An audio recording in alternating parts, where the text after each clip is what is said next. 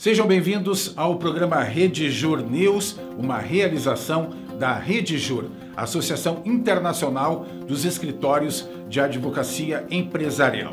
No programa de hoje, vamos conversar com o Dr. Renato von Millen sobre a aposentadoria por invalidez a partir das últimas mudanças na legislação. E para saber mais sobre os desafios do terceiro setor, contamos hoje com a presença do Dr. Ricardo Roberto Monello. O Rede Jur News está no ar.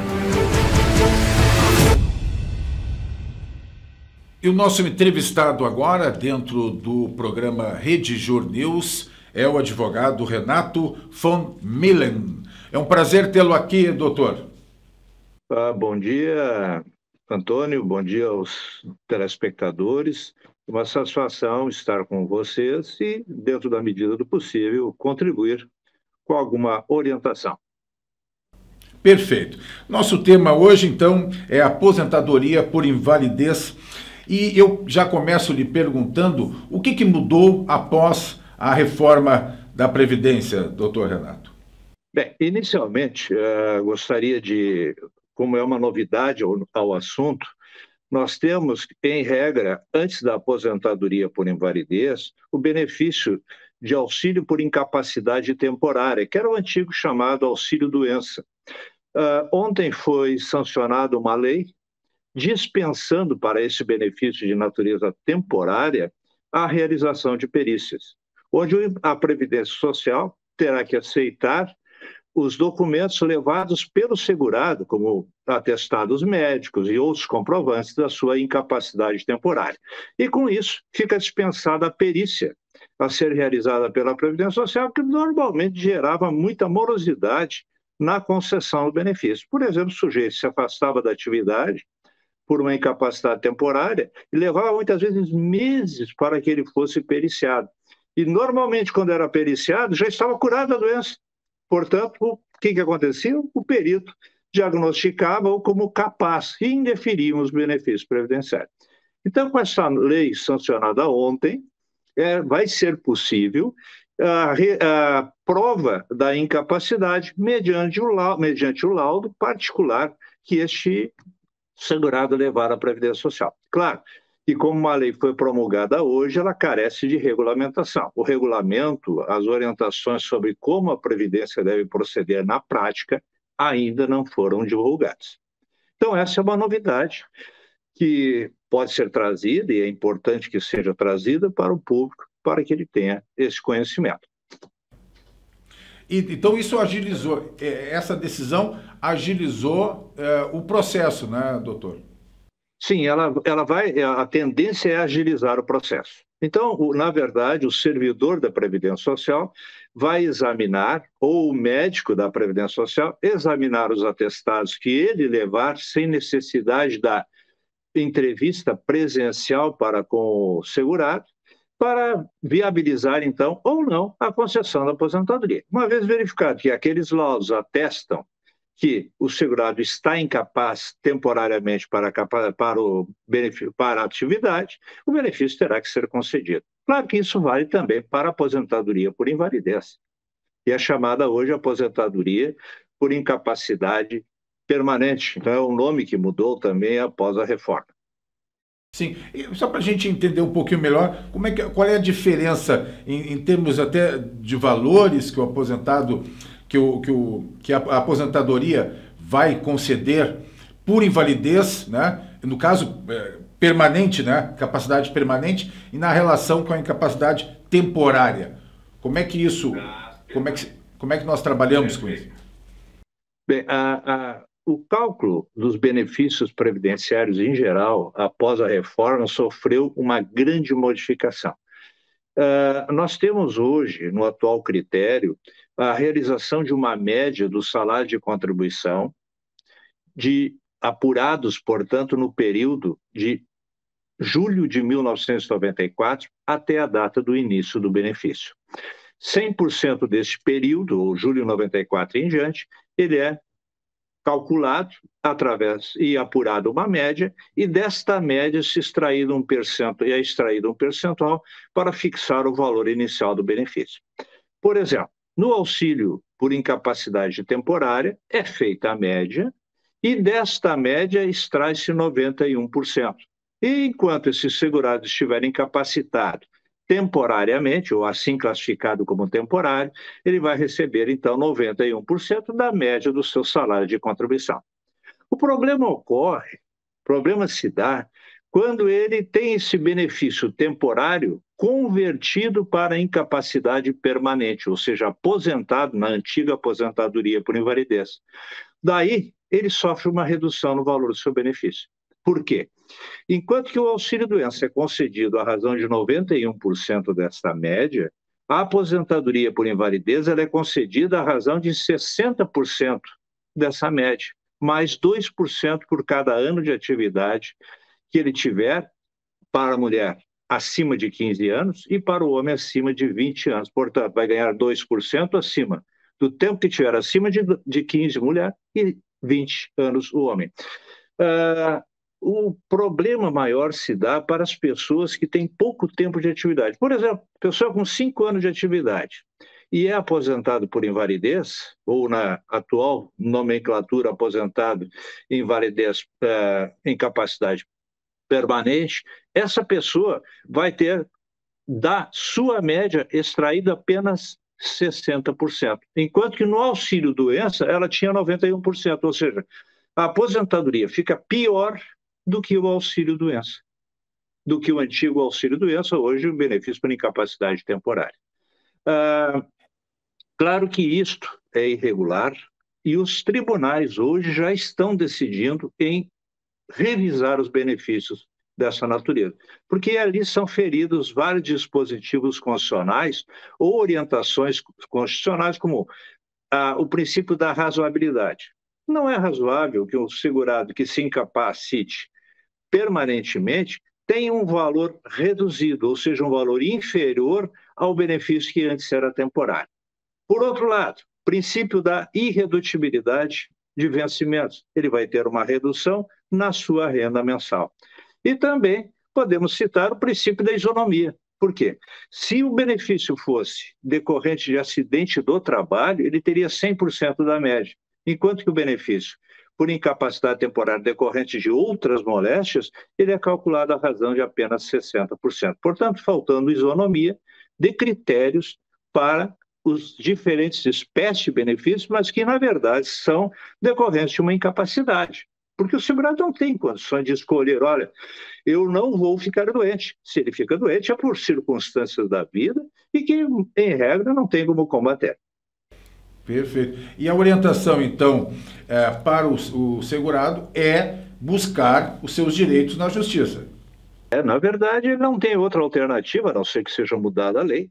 Por enquanto não há movimentação para essa mudança, ele terá que buscar judicialmente esta reparação, essa correção no valor do seu benefício previdenciário. E deve fazer isso, porque o efeito que se dá é um efeito cascata. Por exemplo, se esse segurado vier a falecer, a sua pensão por morte, a pensão por morte que ele deixar, também será reduzida. E que outras mudanças que estão afetando diretamente os segurados a partir da reforma na legislação, doutor Renato?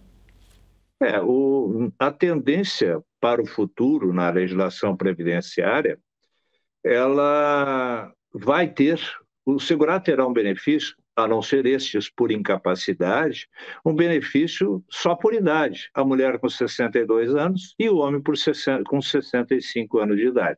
Então é uma tendência pela lei, na medida que o tempo for passando, porque hoje nós estamos num sistema ainda de transição da regra antiga para a regra nova, mas com o tempo daqui no ano de 2031, para as mulheres, nós já vamos ter o benefício somente por idade. Então essa é uma tendência.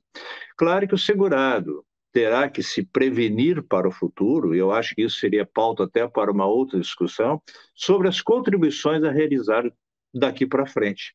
Porque dependendo do formato que ele decidir utilizar para aposentadoria, ele poderá ter direito somente a uma aposentadoria do salário mínimo. Mas isso é uma questão que demandaria um maior tempo para que eu pudesse esclarecer, e eu acredito que poderíamos aproveitar para um outro programa futuro. Mas na questão, então, de aposentadoria por invalidez, ainda nós temos algumas questões que precisam ser, né, de acordo com as últimas mudanças, precisa de um período para que esta lei possa ser regulamentada, né? Essas mudanças que o senhor colocou no início, né? Exatamente. Essas mudanças foram aprovadas por lei, mas toda lei precisa ter um regulamento. Para que serve o regulamento? Para mostrar ao servidor da Previdência Social como se faz. Então, são regulamentos, que pode ser um decreto regulamentador da lei e que modificará o atual decreto da Previdência Social, que é o decreto 3.048 de 99. Então, ele ainda carece de ajustes para que essa lei possa ser utilizada na prática. Doutor Renato, muito obrigado, esclarecedora a sua entrevista, a sua contribuição. Agradeço muito pela sua presença aqui no Rede Jur News. Muito obrigado e um excelente dia a todos. Então está aí advogado Renato von Millen nos falando sobre, entre outras questões, a aposentadoria por invalidez e as mudanças a partir da reforma da Previdência. Mais um convidado do nosso Rede Jur News. Você acompanha o trabalho e a atuação da Rede Jur nas nossas redes sociais.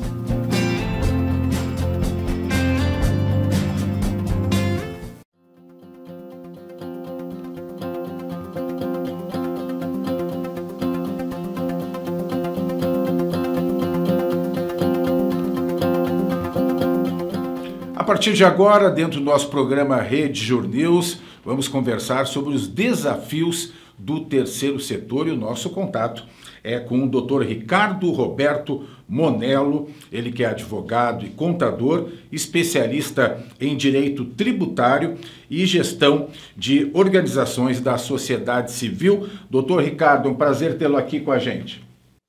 Uma satisfação, Antônio, estar com vocês nesse programa extremamente importante, que compartilha aí conhecimentos e experiências de vários colegas e profissionais.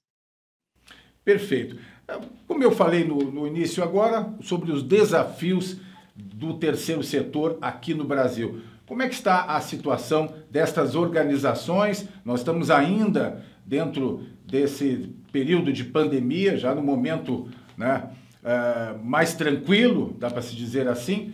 Como é que está essa situação, doutor?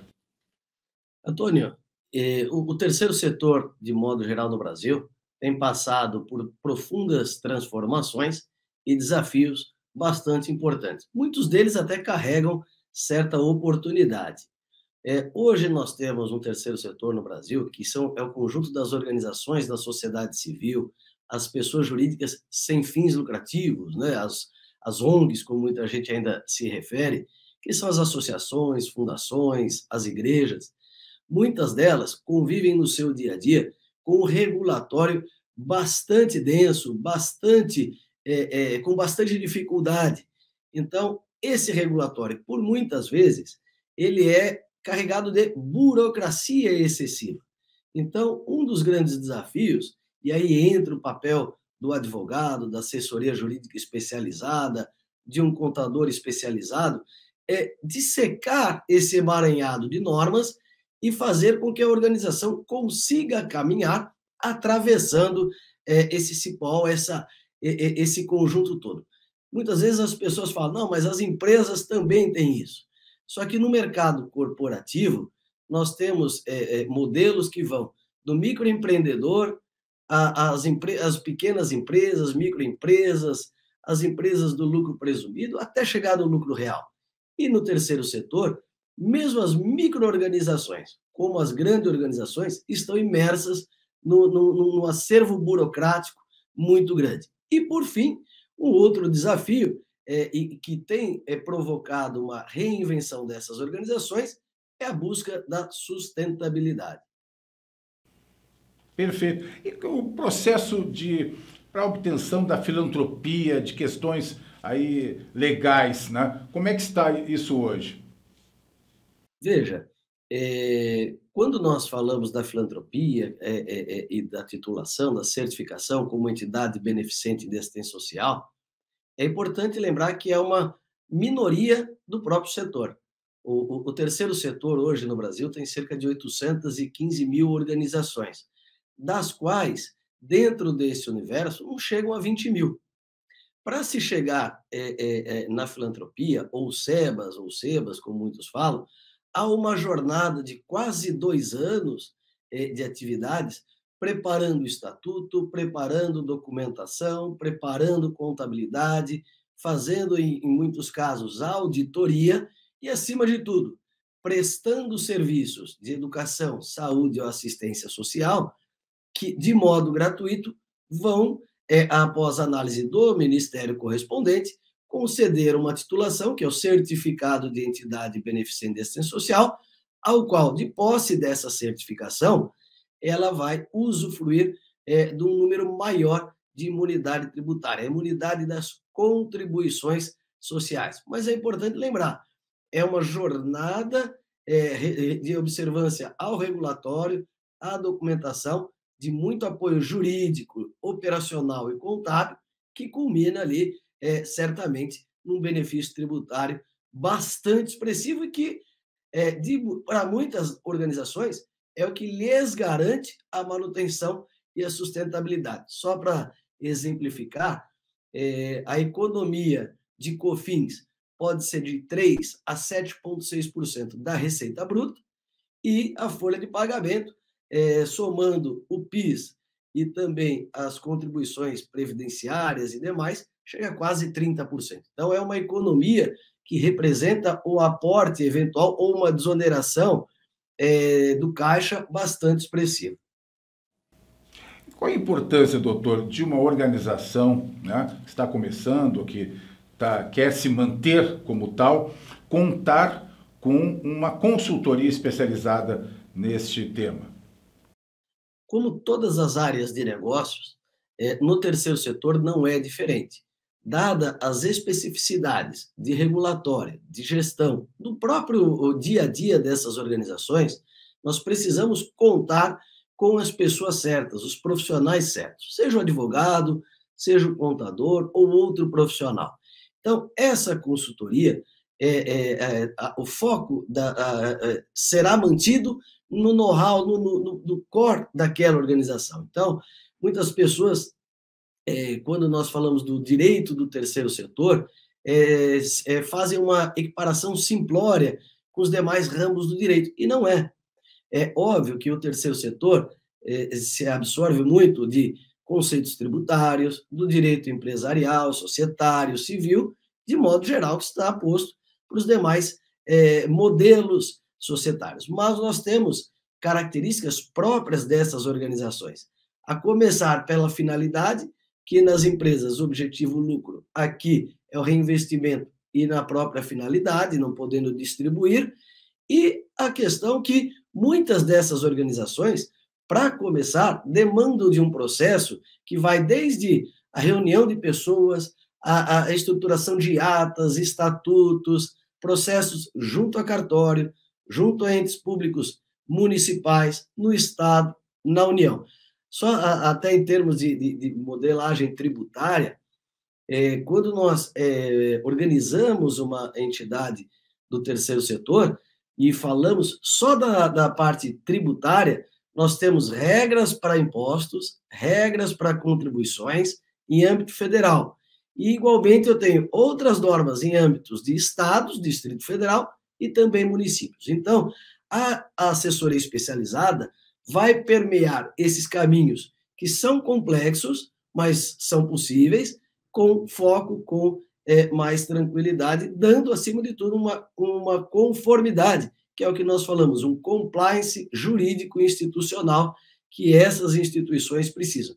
Pois, acima de tudo, Antônio, todo o processo que envolve essas instituições poderá ser controlado pelos associados, pelos parceiros, por doadores, pelo Ministério Público, além do próprio Estado. Então, o processo, a característica da transparência é um ponto essencial que, com a especialização, se avança muito mais facilmente. Para a gente finalizar, doutor, com essa legislação, com essas questões, desafios, né, e que nós estamos conversando agora, ainda existe muito estímulo para as organizações? Elas estão sendo estimuladas de alguma forma? Excelente pergunta, hein? Vamos fechar muito bem. E vários fatores contribuem para o estímulo ao fortalecimento do terceiro setor. O terceiro setor, ele contribui com o desenvolvimento social, econômico e a própria democracia. É o espaço da sociedade civil onde as pessoas, a pluralidade ali está presente.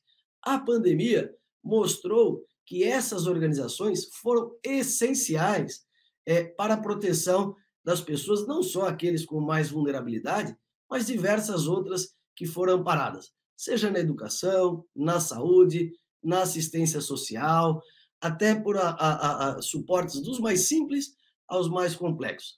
Mas há outros fatores que também contribuem para o crescimento desse setor. Um deles é a pauta ESG, ou ESG. Cada vez mais as empresas também estão percebendo que o lucro deve estar caminhando sempre com o desenvolvimento econômico, social e ambiental. E essas organizações têm sido parceiras estratégicas de grandes e médias empresas, principalmente, que implantam a pauta ESG, para que elas consigam dar eficácia à preocupação socioambiental das empresas. Então, a empresa entra com capital humano, a ONG ou a OSC entra com a métrica, o conhecimento, a sabedoria, a expertise nessas questões sociais e ambientais, e juntas contribuem para o desenvolvimento social com muito mais eficácia. Além disso, novas demandas, não só no Brasil, da sociedade, tanto em políticas públicas como ações coletivas, vão demandando que mais pessoas se reúnam e possam juntas procurar caminhos para a resolução dessas situações que dependam cada vez menos do Estado. E quando eu falo Estado, seja o nosso, o Brasil, ou outros, e qualquer que seja o governo. As pessoas passam, através das OSCs, se empoderar mais e participar mais do próprio desenvolvimento da sua sociedade local ou também nacional. Doutor Ricardo, muito obrigado por compartilhar essas informações com a gente. Eu que agradeço, uma alegria estar com vocês, espero poder estar mais vezes, e parabéns por esse programa que muito contribui para os profissionais, não só do direito, mas os demais que atuam no mercado. Muito bem, agradecemos. Então, esse é o contato, então, com o doutor Ricardo Roberto Monello, advogado, contador, especializado em direito tributário. Nós conversamos sobre os desafios do terceiro setor aqui no Brasil.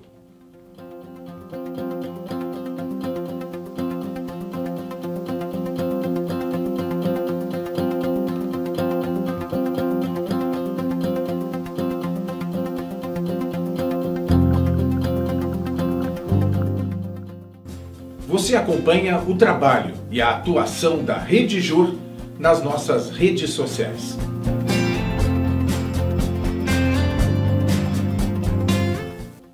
Muito bem, este foi o programa Rede Jur News de hoje, uma realização da Rede Jur, Associação Internacional dos Escritórios de Advocacia Empresarial. É o direito empresarial ao alcance de todos. A gente se vê no próximo programa. Até lá!